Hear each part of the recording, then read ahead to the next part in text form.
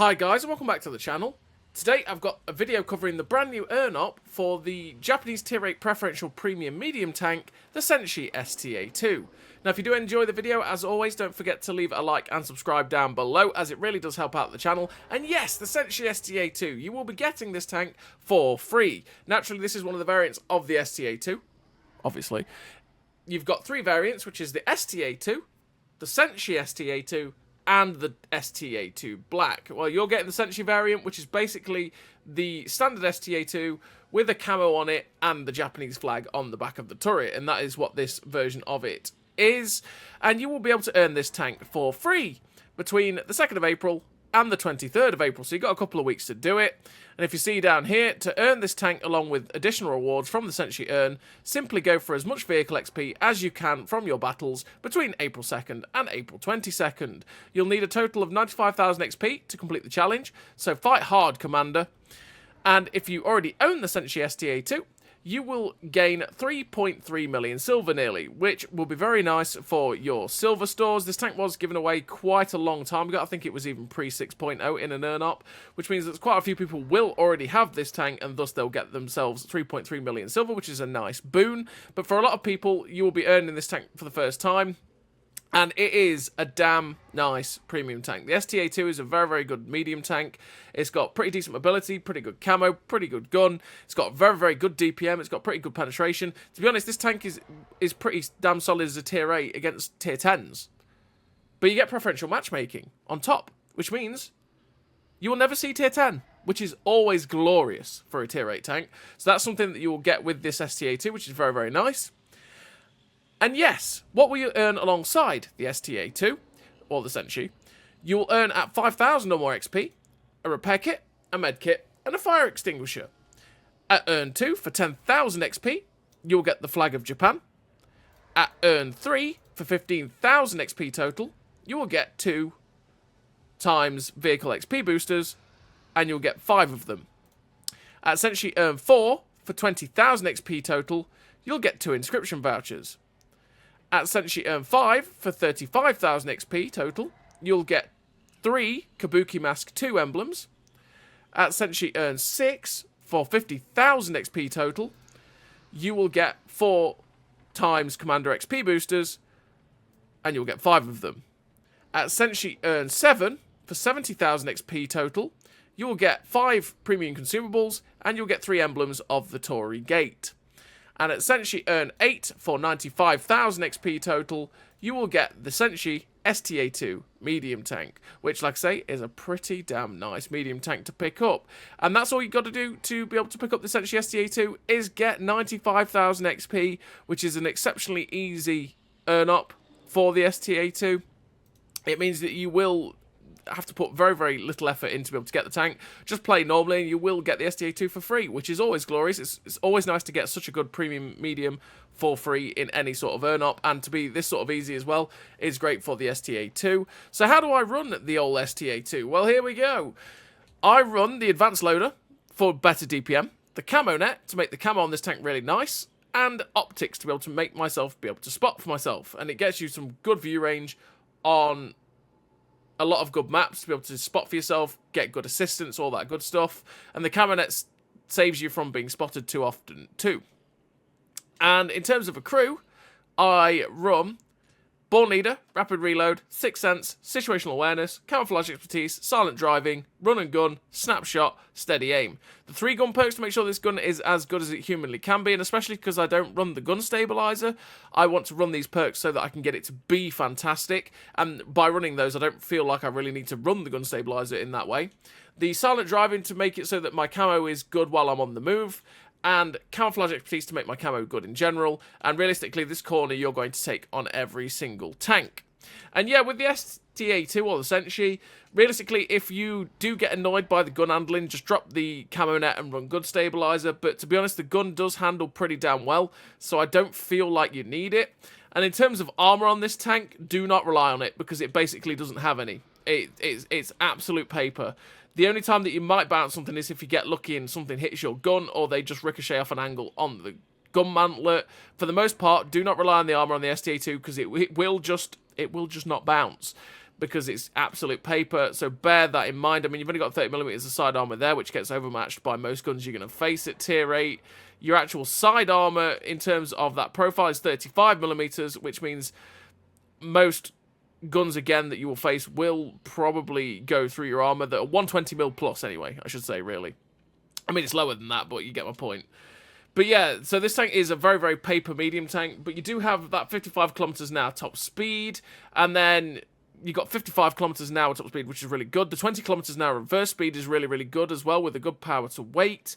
With the setup we've got the 44 degrees a second hull rotation. We've got pretty damn good ground resistances.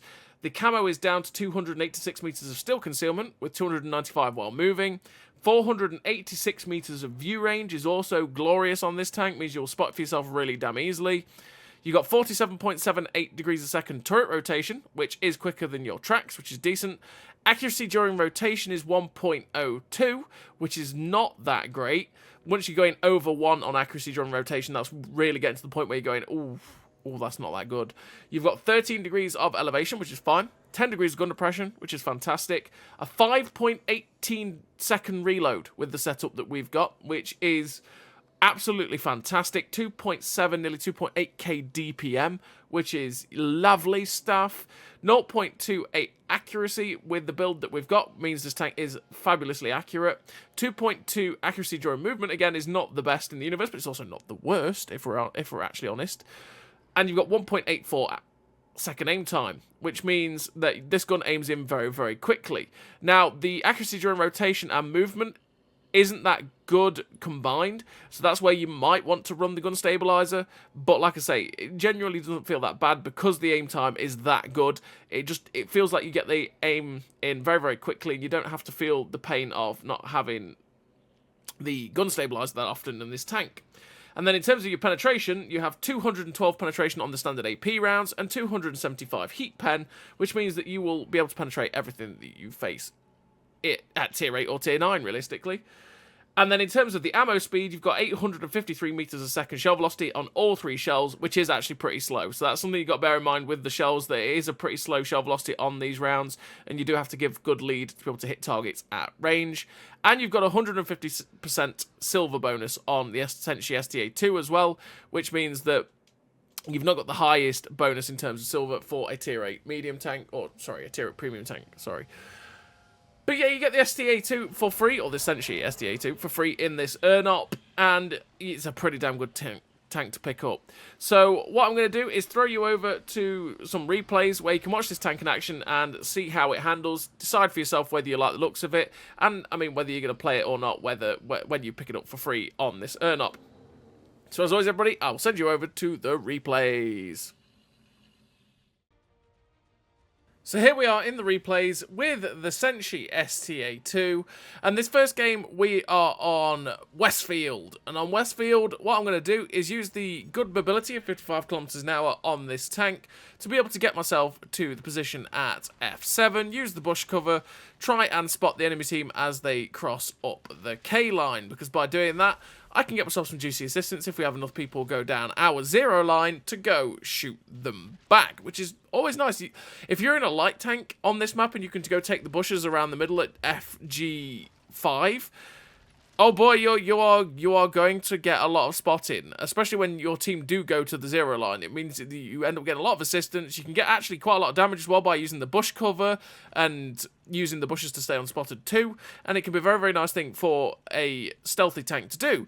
In the STA-2, you do have good camo, so you can go take those bushes and spot that cross, and you can also try and farm as well. It depends, obviously, because there's a fair few angles where people can see you, but you can always try it and be cheeky, and any medium tank can take this sort of position and do quite well with it. So you can see we come up over here, we get a shot into the T-77, we were using the bush cover to stay unspotted and keep it so that they were not going to be able to see me, but sadly, something has already made it to K7 and could see me. It was in a position that it could actually see me because I was just outside the bush for them, and we got spotted. We take a RBRT at the T-77, and there you go, it's the SP1C. He was already up in a very advanced position, and he was able to just see us when we fired at those guys because he was in a place where he could shoot us and see us. And sadly, we have lost a fair bit of hit points. We're at 711 damage with 715 assistance. We were getting a little bit of assistance, but not as much as I was hoping for. The Emil 1 gets spotted up, and it's like, well, hello, Mr. Emil 1. And there's the VK. So again, we're going to keep the bushes between me and this VK and the Emil 1 so that I can farm as hard as I possibly can without getting spotted and shot at, because that's the key to using this position, is making sure that you are staying unspotted while being able to farm. There we go. We move up to spot the VK 101p. We've still got the bushes between me and him, so he can't see us. The Astron Rex also can't be able to see us either. And so now we know the VK is gone. We're going to move up to see if we can find any of the other dudes that were on this flank over here. We move up into the bush. We end up finding the SP1C. I don't really want to go and shoot the SP1C yet, because I will get spotted and probably lose a lot of hit points. But now he's a one-shot. Sure. Goodbye, Mr. Light Tank. We get rid of the Light Tank, and what we're going to do is instantly drop down as low as we can very, very, very quickly so that we're not getting detected and shot at. The Astron Rex was poking out to see if we could get shot at us. Actually, he's on the run. We bounce off the Astron Rex there, which is just at the sad times, but we do manage to shut him down with a shot to the side of the Astron Rex, and we're up to 1851 damage with 1511 assistance. There's an IKV in the spawn area, so we pop a shot at him on the move and unfortunately miss. We were wiggling to make it as difficult as possible. We end up hitting that IKV blind, and I think, you know what, is that IKV still there? No, we missed. Okay, you know what, we missed, but we didn't really hit the spot I was aiming for because we were on the move, so let's just hit that button. He is still there. Well, that's an interesting development. We fire again and we hit him again. It's like, well, this is interesting, Mr. IKV. We pop another shot, and sadly, the IKV has finally moved, and we're up to 2.5k damage with 1500 assistance. There's still 7 tanks left on the enemy team, with a KTTS spotted there, and probably stuff up at D1, which you've got to be very, very careful of. So we're poking up, get a shot into the side of the KV4 KTTS, who didn't spot us with that first initial shot, which is quite surprising.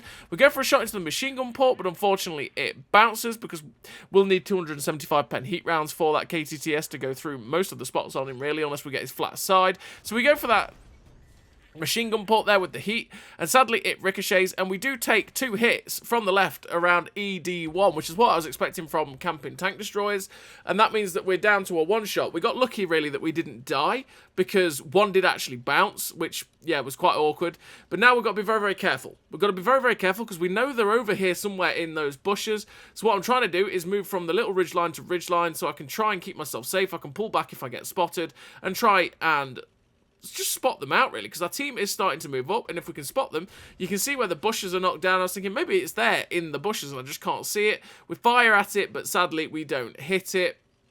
The Wind of Arrakis and GW Panther both get shut down, which means there's only 3 tanks left on the enemy team. And there's the GSAW 1008, and I'm thinking there's still possibly something up there, but I thought I would have spotted it by now, and to be honest, I thought I would have got spotted by now if it was in that bush. But we've got to be very, very careful, because we don't want to get taken out at this current point in time in the Senshi, because, well, that would be a bad time for us, right? We don't want that. So we're on the move. The Pantera gets spotted up at B2, and so does the TD, which means we know we can move more aggressively towards their spot. We're loading HE, because I was thinking, well, SU-130PM, I can pen that with HE, but he's actually in a more aggressive position that I can't shoot. So we reload the AP round so we can shut down this Pantera, which we do. The SU-130PM is now the only one left on the enemy team, so once again, we're going for the HE round, but he gets shut down by the ISM, and we finished the game with a fairly average game there for the STA-2. Finished with the victory, 3 kills, 2.9k damage, 1600 assistance, the first class with the 1576 base XP. And we're on to the second replay, and the second replay, we're here on this map, which is Nebelberg, and we are top tier. And we're top tier because that's what tends to happen quite a lot for the preferential matchmaking tanks, because naturally they can't see tier 10, they tend to end up being top tier quite a lot. And what we're going to do is we're going to push down the 0 line. So what I'm thinking of doing in this STA-2 is being very, very aggressive. And that's something that you can do on Nebelberg. You can do it from both spawns, and that is push very aggressively into K0. Because at K0, you can get up behind where this windmill is and take the little dip behind it. There's lots of bush cover, which means you can shoot out from that bush cover without getting spotted very, very easily. You can also spot up the TDs and campers that are at K6-7 And from there, you can get quite a lot of damage. And also, because you've got a ridge, well, you've got a little dip, right? You can get yourself safe behind the little dip and, you know, you can just keep poking over, stay unspotted, and farm away. So what we're going to do is poke over, RBRT, get a shot into the LTG, and this is where the camo is very, very good on this tank, and we're using the bushes. The LTG just doesn't spot us, and the Pantera gets shut down, because again, we were using the bush cover, we were using the camo wisely, and keeping ourselves unspotted. But I decided, okay, you know what? What I'm going to do is I'm going to move up. I'm keeping myself as wide as possible on this map border because I'm expecting something to be up there near that rock. And if it is up there, it could spot me and get shots at me, which I don't want at this point. So we're taking it as wide as possible to get ourselves into a good position to be able to shoot it. So we're moving up and we don't actually see anything up there. Nothing spots us at this point. I'm thinking, well, okay. I've got to be very, very careful with shooting at this IS-3 because if there's anything camping up at J3, it could quite easily shoot me. But we go for the tracking shot. Sadly, we don't track. And we're not actually detected until there. There we get detected, and that makes me go, okay. Okay. There is something up in the campy spot above their base. Because it finally started detecting me, which makes me think, okay, yeah, we've got to be very, very careful when we advance. We see the artillery fire, and it's somewhere up there, so we pop a blind shot because, well, you miss 100% of the shots you don't take, right? And we're just trying to see if we can hit this artillery blind. May as well pop a few shots because, well, there's no harm in doing so. But we're going to try and see if we can move up to spot the IS-3 again. Because we do have a medium tank behind us, and we have a medium tank and a TD up at G7, so you never know. We end up lighting up the IS-3 as he runs away, and there we go, we've found the arty, we've found a medium tank. So we get ourselves in a position where we are behind the trees, which means that these trees are going to give us bush cover, which will make it harder for the Earthshaker and the artillery to spot us. The artillery is actually too far away to spot us at this point, unless we get unlucky, and he gets shut down by the Pantera. And once again, we've got the trees between me and the Earthshaker, which is giving us good concealment to be able to, well, it's adding to the already very good concealment on the STA-2 to be able to keep us unspotted, and we actually got some tracking there on that Earthshaker, which is great. We're moving up again to try and get towards their camper spot. We find the M4043 and the TD, which is the T28 Proto, which is feeding us some lovely assistance damage from our medium tank and TD. And we're just trying to get ourselves to this ridgeline over here, because from over here we should be able to get shots at the SMV-CC-67 and the Super Hellcat, which we do actually get a shot into the SMV, and we're just able to farm this guy up. I'm hoping to get the tracking shot, which it does fly true and tracks him, but he gets himself up behind the rock face, which means I can't shoot the SMV anymore. If I could get rid of that SMV, that means he's going to stop bothering the medium tanks, and thus I'll be able to get some support, and they won't be having to turn their attention. We load the heat rounds because we know we've got a T28 up here, and with our standard round, we're not going to go through the T28's turret front. So we do manage to snap the shot through the side of the T28 prot there, go for his turret front, and straight through with the heat rounds. We switch back to AP so that we don't need the heat rounds anymore. And as we come around the corner, it's like, oh, there's a charioteer. Hello, sir. We go for the tracking shot, but sadly we don't get it. We're going to be able to get another shot off before he gets his gun round, which is glorious. He's now a one-shot, and I'm thinking, well, I could just RBRT kill this guy quite easily. So we go for the shot. And of course we ricochet. We ricochet off the tank with no armor. The Super Hellcats come to join. I think, oh, I can do it again. I can pen him. No, because we RBRT and it ricochets again. It's like, why? We fumble the shot on the third attempt, but we've got such good DPM that we are ready to go, and we shut down the charioteer. Now the Super Hellcat's coming after us, but we've got a friend. We get a shot through the upper plate of the Super Hellcat. He ricochets, which is exceptionally lucky. And again, because the Super Hellcat doesn't have a very good reload, we have even better. And we get a shot through the turret of the Super Hellcat and the STA-2 Senshi. We are going for that final kill in the Super Hellcat, but sadly, the Huntsman gets the kill before we manage to get the finish. We were very unlucky there with that charioteer, because we RBRT'd on that guy twice, right? That thing's got absolutely no armor, but both times the shell went to probably the only spot we were ever going to ricochet on that British Tier 8 TD, which is a sad, sad time. But we know where there is a tank, and that is the Italian tank destroyer, which is either in the middle over there, or was on the little ledge that was leading up to it. So we're just going to wait, because the tank destroyer in the middle is starting to progress, and I think, okay, you know what, he's not spotted it yet. I've not spotted it. I'm going to try and move up. But as we started to move up, the SMV-CC-67 gets spotted, and it's like, will he? Won't he? Will he? He's not really giving us the shot because he's staying quite safe. So I'm trying to find a way to slip down this ridge without hurting myself, without having to go all the way around. But we are going to have to go all the way around to get ourselves over. The SMV actually pulls back far enough for us to get a shot, and thus we tried to get it, but it missed. That shell flies in, and we finally shut down the Italian Tier 8 tank destroyer there. There's only 3 tanks left on the enemy team. There's the medium tank that's being, well, okay, mate, that one tank. The Huntsman kills the M40.3. The Wind of Arrakis gets shut down by the Su-130 PM. And yes, there is only 1 tank left on the enemy team. It is a tank destroyer, which is somewhere over here along the 2 line. Or at least that's where we think he could be. Someone pings my island, which is at A6. I'm thinking, maybe? So what we're going to do is we're going to loop around the buildings as quickly as possible, and there you go. The tank destroyer, which is an ISU-152, gets spotted at the end of a road. We might actually be able to get a shot at this guy, so we're trying our best to speed towards this ISU. Hopefully we can get the snap in, but sadly he gets shut down by the KV-4 KTTS.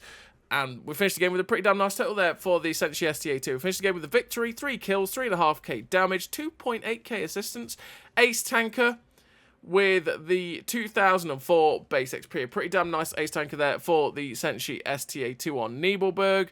And you saw the good, bad, and the ugly really with the STA-2 in that replay. And the fact that it's got pretty nice camo, it's got pretty good camo, which is good. It's got pretty damn good DPM, which is good. It's got absolutely no armor, which means that you get shredded. The gun can be a bit derpy at times when it decides to be, which is what I say, it's why sometimes it's nicer to have the gun stabilizer, but it's down to you and how you feel comfortable with it.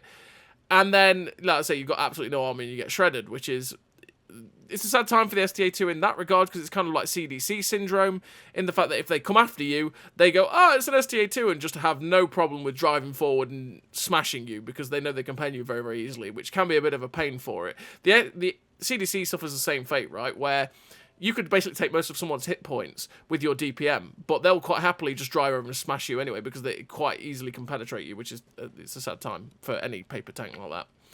But we're on the 3rd and final replay of this video, and we are on Arctic region. And what we're going to do is we're going to push up to B4, get under the gun line of people that can go to A4, A5. And by doing that, we can spot them up, we can get shots at them, we can play hull down if we want to, although naturally we don't have any armor, so it's a bit awkward. But we can also go to this position here to get shots across the 7-8 line. So as you can see, we've got a shot at the back of the IS-22, and we do get a nice shot there into the back of the IS Desmond 22, but we get spotted, which makes it very, very awkward, because something is looking at us, and I'm not quite happy about that. The P-43 Tur drives around. It's like, hello, Mr. P-43 Tur. We get a shot into his drive wheel, which tracks him in place, and, well, this guy could pen us no matter what, so I'm just trying to make it as hard a shot as possible.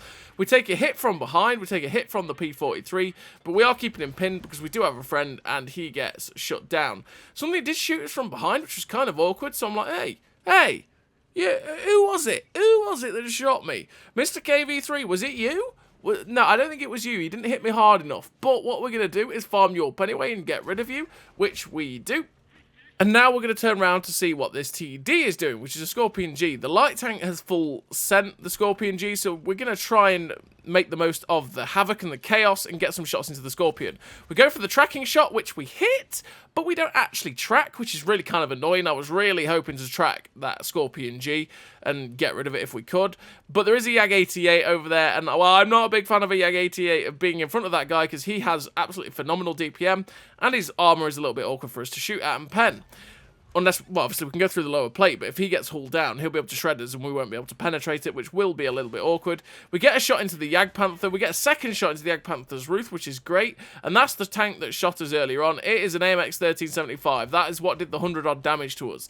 But we've noticed the 2 TDs have moved up quite aggressively. We've got the heavy tank with us, so I'm going to try and track this Jag-88 if I can, which the first shot takes his track straight off, which is glorious. He repairs and turns to faces, and that makes me go, oh no, this guy's going to shred me.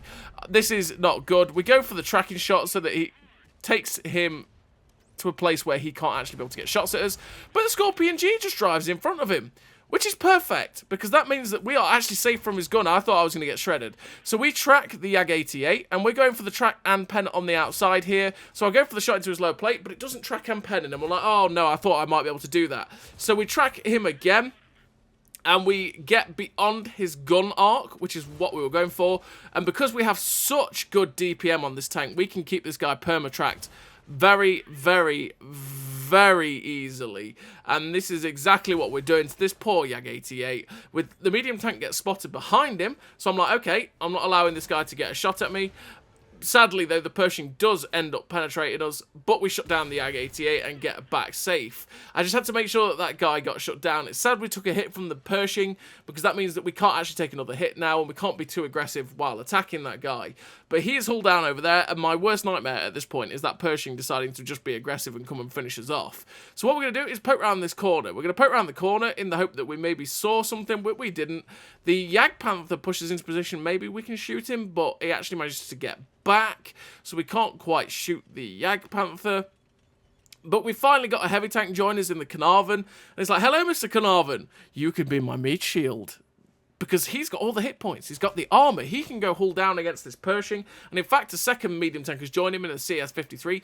He can go hull down against these two guys and farm them very, very easily, because he's got very good DPM, he's got very good turret armour, and he can farm these guys. What I need to do is use him as his armour, and support where I can.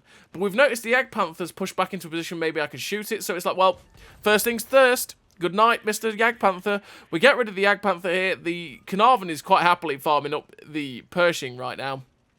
And again, what I'm wanting to do is push into a place where maybe I can help him, get some cheeky shots in, all that good stuff. So I'm watching out round the BC line, because I thought maybe the CS-53 had actually run away, but he hasn't. So what I'm going to do is sit in ambush and wait for them to poke a little bit too aggressively above the ridgeline and get a shot in. But sadly, the shot whiffs the turret of the Pershing, and we are just, again, because the reload is so good, we're ready to go straight away. I'm just watching what the Carnarvon is doing. The CS-53 comes up. I thought he was going for a shot at the Carnarvon, but luckily for me, he ends up hitting the floor because he did go for us. The Carnarvon shuts down the Pershing. The CS-53 is fired at the Carnarvon. He puts him down to a one-shot, so there's a probably, okay, the CS-53 fires at the Carnarvon, so we go round to finish him off, but the Panzerjäger actually gets a shot in and shuts him down. So now those two medium tanks are gone. There's only 5 tanks left on the enemy team. There's a light tank who just gets spotted leaving their campy hill in their spawn. He was down at EF7 earlier on. And there is 2 TDs and 2 heavy tanks who were all spotted down in that dip along the H9J9, around there. They were all spotted in that dip, which means I'm thinking, okay, you know what? I can go pretty damn aggressive here and get down to attack them if I can. Hopefully I get some cheeky kills at the end of it. The Tiger 1 gets spotted. It's like, hello, Mr. Tiger 1. You can see the gun bloom is quite big on the Senshi without the gun stabilizer, but the aim time means we can aim in pretty damn quickly, and we shut down the Tiger 1. We're on to 5 kills, and it's like, ooh, maybe there's a top gun in this. This could be pretty damn nice. The heavy tank is currently preoccupied with most of our team, and there's the Bison. The Bison gets spotted.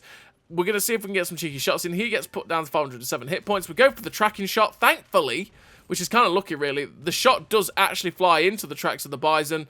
Now he's a one-shot. The AC-15 gets spotted, and I think, oh, I can just kill the Bison, right? No. No. RNG said no. We ricocheted off of the Bison T-103's armor, and sadly, we didn't get that 6th kill. But they do both get shut down very, very quickly, and that means that we end the game with a really nice total for the Senshi STA-2. We finished the game with 5 kills, 4.6k damage, 951 assistance, the ace tank of the high caliber, the sniper medal, with 2,168 base XP. A really nice game there for the Senshi STA-2, which is a tank that you're going to be able to earn for free for the next couple of weeks for earning 95,000 XP in the game. So as always, everybody, thank you very much for watching, and I'll see you next time.